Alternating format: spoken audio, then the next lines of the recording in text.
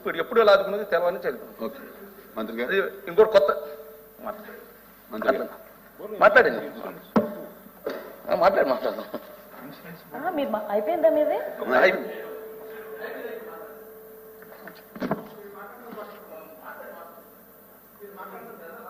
నేను మాట్లాడేసిన తర్వాత మీరు మాట్లాడతారు.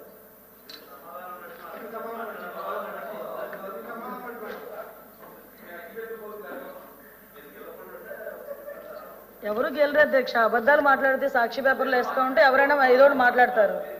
సమాధానం చెప్తున్నాను కదా. అధ్యక్ష, బుడమేరు అన్నది నిజంగా ఆ రోజు చాలా దురదృష్టకరం అధ్యక్ష. ఎందుకంటే సుమారుగా నదీ ఆక్రమణలు విజయవాడ నగరంలో విపరీతమైన సమస్యగా తయారైనాయి అధ్యక్ష. ఇంచుమించుగా ఈ లేఅవుట్లు కానీ భూ ఆక్రమణలు కానీ ఇవన్నీ కూడా బుడమేరు నదీ పరివాహక ప్రాంతంలో ఉన్న ఈ భూ ఆక్రమణలు అధ్యక్ష, రియల్ ఎస్టేట్ నిర్మాణాలు ఇంచుమించుగా కోకొల్లుగా విస్తరించిన నేపథ్యంలో అధ్యక్ష, ఈ బుడమేరు అన్నది నిజంగా ఆ రోజు వరద రావటం అనేది నిజంగా చాలా దురదృష్టకరం. విజయవాడ ప్రజలే కాదు అధ్యక్ష, ప్రపంచం అంతా ఒక్కసారి తెలుగు వాళ్ళందరూ కూడా విజయవాడ వైపు చూసే పరిస్థితి కూడా ఆ రోజు నెలకొల్వడం అనేది మనందరం కూడా చూసాం అధ్యక్ష. ఇది సుమారుగా 2005లో వచ్చిన భారీ వరదలు విజయవాడ ముంచెత్తిన తర్వాత అధ్యక్ష, సుమారుగా ఆ సమయంలో బుడమేరు డైవర్షన్ ఛానల్ సామర్థ్యాన్ని 35,000 క్యూసెక్లు పెంచేందుకు 464 కోట్లతో పనులు ప్రారంభించారు అధ్యక్ష. 80% మాత్రమే పనులు పూర్తయ్యాయి. మిగతా 20% పనులు కూడా పూర్తవలేదు అధ్యక్ష. దాన్ని గత ప్రభుత్వం అలాగే వదిలేసింది. దానికి పర్యవసానంగా మన బుడమేరు వరదలకు కూడా అందరూ ఫేస్ చేయాల్సి వచ్చింది అధ్యక్ష. ఇప్పుడు అధ్యక్ష, ఈ బుడమేరు వరదలు వచ్చిన తర్వాత గౌరవ ముఖ్యమంత్రి గారు ఒకసారి చూశారు అధ్యక్ష. గౌరవ ముఖ్యమంత్రి గారు సుమారుగా 11 రోజుల పాటు మళ్ళా తిరిగి విజయవాడ ప్రజలు రోజువారీ సాధారణ జీవనంలోకి వచ్చేటంత వరకు కూడా కలెక్టరేట్ లో బస ఏర్పాటు చేసుకుని బస్సులో బస ఉండి సుమారు అడ్మినిస్ట్రేషన్ అంతా కూడా అక్కడి నుంచే నడిపించిన పరిస్థితులు కూడా చూసాం అధ్యక్ష. అర్ధరాత్రి అపరాత్రి అన్నది లేకుండా ప్రజలకి ఆహారం అందుతుందా, నీళ్లు అందుతున్నాయా, పాలు అందుతున్నాయా, బిస్కెట్లు అందుతున్నాయా, రొట్టెలు అందుతున్నాయా, ప్రతి ఒక్క చిన్న మైన్యూర్ ఇష్యూ అధ్యక్ష. ఇందాక అగ్గిపెట్టెల గురించి కొవ్వొత్తుల గురించి చాలా తక్కువగా మాట్లాడారు అధ్యక్ష. కానీ ఆ అగ్గిపెట్టెలు కొవ్వొత్తులు కూడా లేని సమయంలో అవి కూడా సరఫరా చేయాలని ఒక ఆలోచన వచ్చిందంటే దానికి మన అందరం కూడా గర్వపడాలి అధ్యక్ష.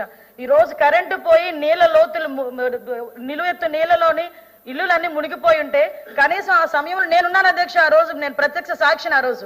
ఆ రోజు ముఖ్యమంత్రి గారి నోటి నుంచి అధ్యక్ష, ఏదో కలెక్టర్ గారో లేకపోతే సిఎస్ లో లేకపోతే అఫీషియల్స్ ఎవరు చెప్పింది కాదు అధ్యక్ష. వాళ్ళకి కనీసం lighters, charging lights, battery lights, మనకి టార్చ్ లైట్స్ ఉంటాయో లేదో తెలియదు.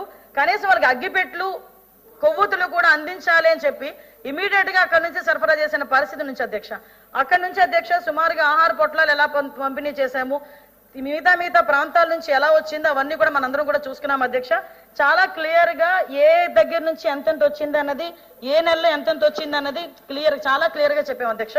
దీంతో పాటు అధ్యక్ష, ఈ బుడమేరుకు సంబంధించి ముఖ్యంగా విజయవాడ వరద బాధితులు ఎవరైతే ఉన్నారో వాళ్ళు ప్రతి ఒక్క ఇంట్లోనే అధ్యక్ష సామాన్లకు డబ్బులు ఇచ్చాం, వెహికల్స్ పాడైపోతే వాటికి రిపేర్స్ కి డబ్బులు ఇచ్చాం, కొన్ని వెహికల్స్ మొత్తం కండెమ్ అయిపోతే వాటికి తిరిగి కొనుక్కోవడానికి డబ్బులు ఇచ్చాం, కొన్ని వ్యాపారాలు దెబ్బతింటే వ్యాపారాలు తిరిగి పునరుద్ధరించుకోవడానికి బ్యాంకర్స్ తో సుమారుగా కొన్ని పదుల సంఖ్యలో మీటింగ్లు ఏర్పాటు చేసుకుని వాటన్నిటికీ కూడా ఒక కార్యాచరణ రూపొందించి వాళ్ళ బ్యాంకుల ద్వారా కూడా వాళ్ళకి ఎటువంటి ఇబ్బంది లేకుండా చూసుకునే బాధ్యత తీసుకున్నాం. వాళ్ళ లోన్లు ఈఎంఐస్ కూడా కట్టుకోవడానికి ఇబ్బంది పడితే కనుక బ్యాంకు వాళ్ళతో మాట్లాడి వాళ్ళకి వెసులుబాటు కూడా కల్పించాం. సుమారుగా మొన్న ఫిబ్రవరి వరకు కూడా దగ్గర ఇంకా ఎవరైనా ఉండిపోతే నేనేం చెప్తానంటే సుమారుగా వరద సాయం అంతా మేము డైరెక్ట్ బెనిఫిట్ స్కీమ్ ద్వారా ప్రతి ఒక్కరికి కూడా అందించిన తర్వాత ఇంకా ఎవరైనా చాలా మంది, ఇందాక మన సోదరులు అన్నారు చాలా మంది ఇంకా బయటకు వచ్చి మాకు అందలేదని అన్నారని, అందలేదు అని చెప్పిన ప్రతి ఒక్కరిని కూడా వెరిఫై చేసుకున్నాం. వాళ్ళకి నిజంగా అందాలి అని చెప్పేసి అక్కడ మనకి అందులోని గనక మనకి పాజిటివ్నెస్ ఉంటే డెఫినెట్ గా వాళ్ళందరికీ కూడా డబ్బులు ఇచ్చిన పరిస్థితి కూడా కనిపించింది. రీసెంట్ గా ఫిబ్రవరిలో కూడా 56 కోట్లు కూడా విజయవాడకి రిలీజ్ చేయడం జరిగింది. విజయవాడ ప్రజల్లో ఎక్కడా కూడా ఎటువంటి అసంతృప్తి లేదు. మీరు రాజకీయం చేయాలి అనుకుని రాజకీయాలు మాట్లాడితే తప్పించి ఈ రోజు నాకు తెలిసి మీరు కూడా ఆ రోజు విజయవాడ వరద బాధితుల్లోని మీరు ఉన్నారని ఒక సందర్భంలో మీరు కూడా నాకు చెప్పారు. మీరు ఎవరో సంథింగ్ మీరు కూడా చెప్పారని చెప్పారు. నిజంగా ఇప్పటికీ నేను కట్టుబడి ఉన్నాను అధ్యక్ష. విపత్తుల శాఖ మంత్రిగా నేను ఇప్పటికీ కట్టుబడి ఉన్నా. నిజంగా ఎవరైనా విజయవాడ వరద బాధితుల్లో మాకు ఈ డబ్బులు రాలేదు అని చెప్పి